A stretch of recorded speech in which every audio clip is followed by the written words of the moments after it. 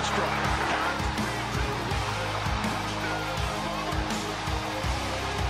Welcome back, guys. CFL content for the fans, by the fans. So going to be a little bit different this week. I'm not home. I'm actually away right now, which is why I got a little bit of a primitive setup. But we're going to get right into it after we get some words from our sponsor. But first, before we get into that, we got to talk about today's sponsor, which is BetStamp. Now, BetStamp is not a traditional sports betting website. It does not offer you one money line. It will actually offer you many money lines from a variety of sources and other betting websites. So that way you can make the most for every bet you make. So make sure when you download it from the App Store, or if you use the link in the description below to the website, you will use code CFL Central, so that way they know that you're coming from us and you're saving money. So that way you can make the most out of your bets and get the biggest possible payout instead of whatever just your app will offer you. So thanks again to BetStamp for sponsoring this video. Let's get back into it.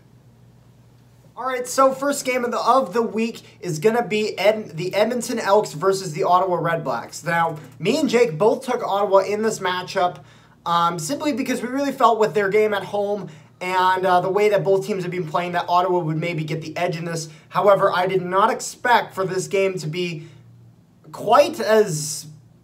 It was kind of a blowout a little bit. I was expecting this game to be a lot closer. Ottawa would only put 12 points up on the board, and I think it's now really starting to come in here. It's like with everyone, with all the talent that Ottawa was able to acquire in the offseason, and LaPolice not getting them all to play together the way that they need to, is his job now in question? I think it is. And when you have, like, Caleb Evans had a mediocre game. Cornelius did as well. He wasn't really all that fantastic. However, Kenny Lawler was stellar for them. That's exactly who they needed to kind of come up and perform the way they needed to for this game. And yeah, they would get 30 points on the board against Ottawa. So big win for the Elks. This was kind of a very important game for both teams. And yeah, Edmonton comes out on top. So yeah. So the first matchup we have is Edmonton versus Ottawa.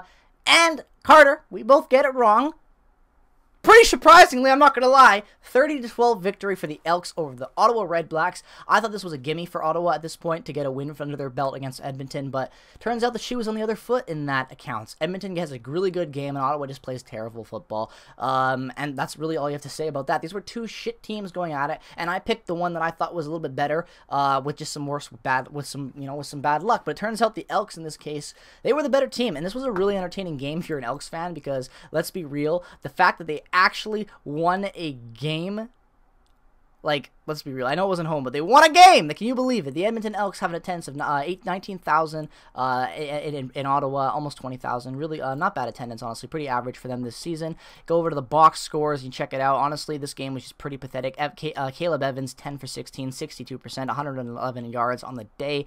Comparing that to Taylor Cornelius, who puts up 16 for 27, 59%, 2 touchdowns, 208 yards, long ball being 27 yards. This was just a good game for the Elks. They finally came out and played some decent football against a team that struggled immensely in the Red Blacks, and at the end of the day, they get the win, and they were the better team out of the two tank bowl, the first real tank bowl that we had this season, I would say, at this point, this far in. And yeah, you get what you get when you pay for if you're an Ottawa fan, really, I guess, at this point. But Edmonton wins this game 30-12, and I get my prediction wrong as well as Carter.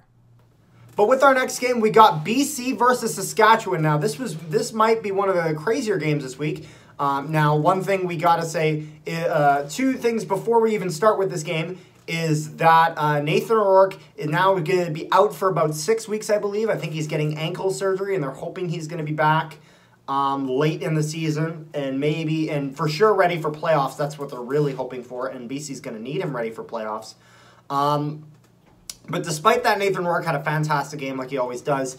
And Mason Fine would have to spend a lot of time for Saskatchewan. Now, also keep in fact, Garrett Marino is back this game after that cheap shot on against Ottawa. He's finally back, and you can really see that he hasn't really learned his lesson. There were a few times this game where he would make a play that was really on that edge and just a bit too close for comfort, especially after the outcry of the injury he caused on Jeremiah Mazzoli. And Saskatchewan, and Rough Rider fans included, were annoyed with his performance here. to the point where I'm interested to see how Saskatchewan deals with this, as there was nothing. It didn't become a problem in the sense of he didn't injure anyone or anything like that, or didn't start taking these penalties, but he was really close to. So I think Saskatchewan does have to keep their eye out there. Now, for first half of this game, we got at least 4 interceptions, I think. So it's kind of a miracle that we were able to get, I think, 38 points in the first half of this game, despite the fact that the defenses on both sides were playing quite solid, with Saskatchewan really coming up in clutch a few times, with them getting, like, I think it was either 1 or 2 interceptions in their own end zone to prevent BC from scoring.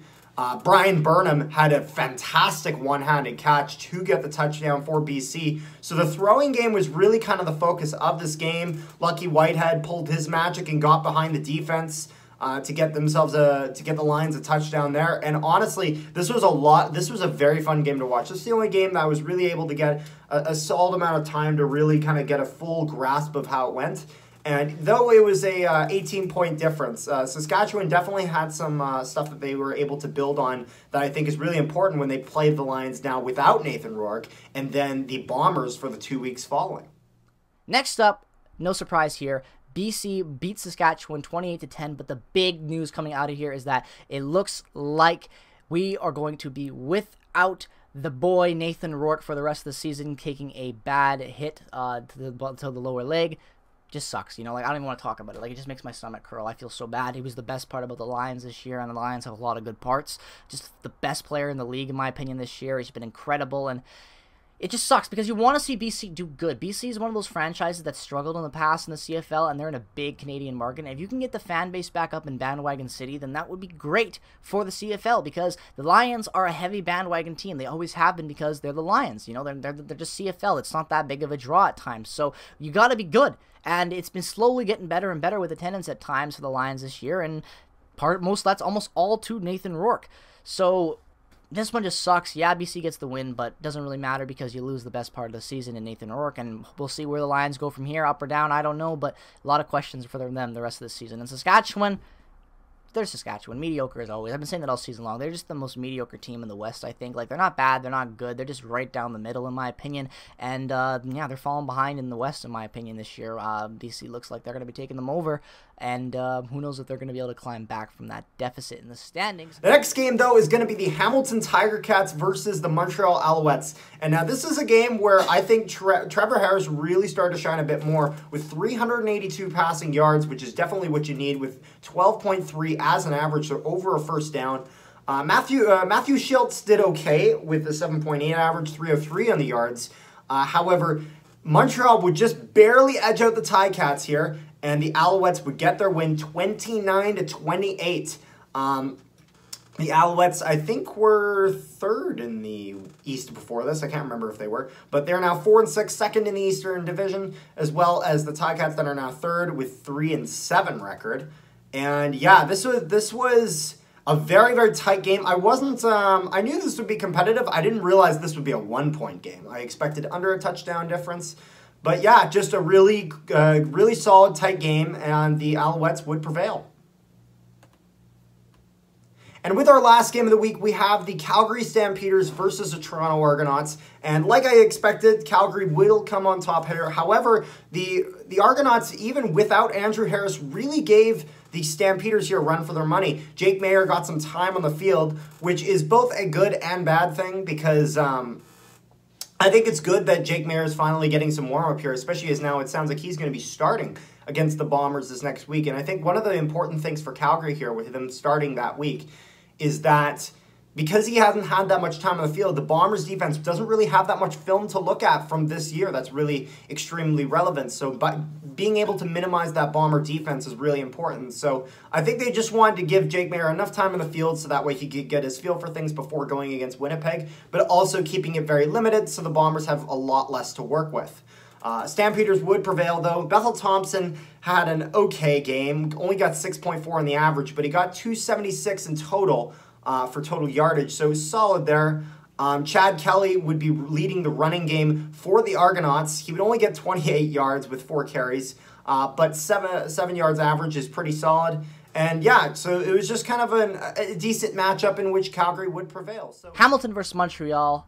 and I don't remember. I'm pretty sure I took Montreal because I like Montreal, but Montreal wins by a score of 29-28. Very, very close game. This was a fun game with two. That was a loud car. Jesus, stop street racing at 5 o'clock. Jesus, wait till nighttime, guys. But nonetheless, 28-29, a very good win for the Montreal Alouettes, and a very good game in general if you're a fan of CFL football. This was really back and forth at times. 7-0 lead for Hamilton in the first quarter, and then Hamilton's able to come up, get 4 points, but Montreal comes up and adds 11, and then for the rest of the game, just back and forth the entire time. Really, really fun. Each team having different times where they take the lead in different quarters. Really back and forth with the play. Trevor Harris was great in this game. Matt Schultz on Hamilton was also pretty damn good in this game. Only 69%, but again, 39 throw attempts, 27 for 39. Harris being 77%, going 24 for 31. 3 touchdowns, 1 interception, 382 yards. Both of these quarterbacks threw for over 300 yards in this game, and both had over 2 touchdowns. So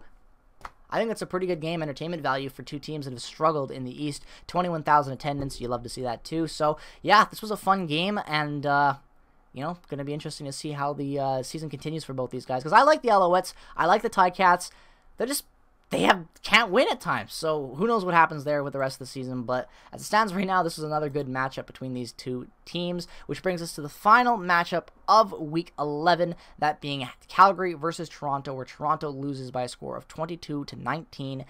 Very close game, and Calgary making some changes. Jake Mayer will be starting the next game, but Levi Mitchell is no longer the starter as of this date and time. So yeah, Calgary's going to be trying something different back there to get things started, to get this team really gelling, because they barely beat the Argonauts in this game. It wasn't good, and it was an ugly game at times. So you got to try to do something if you're Calgary, because you obviously want to continue to dominate in the West. And now that Nathan Rourke is out, the Lions could slide, and you need to desperately jump and take control of that number 2 spot and really own it. So at this point in time, Calgary's got a lot of questions, but this was a good game for Calgary, for the standpoint that they actually were able to win it. Not much happened. A lot of mistakes were made, but they win it. And anytime you can win a game where you're struggling, that's a good positive, because it's better to take the W in a bad game than an L in a bad game. We all know that. So Calgary, they get this win. Toronto continues to suck, as I'm so happy they will. Sorry to Argonaut fans, but let's be real. You guys aren't good. So that's what we had for the Week 11 reviews. Make sure you check out our Week 12 preview, and we'll see you guys next time.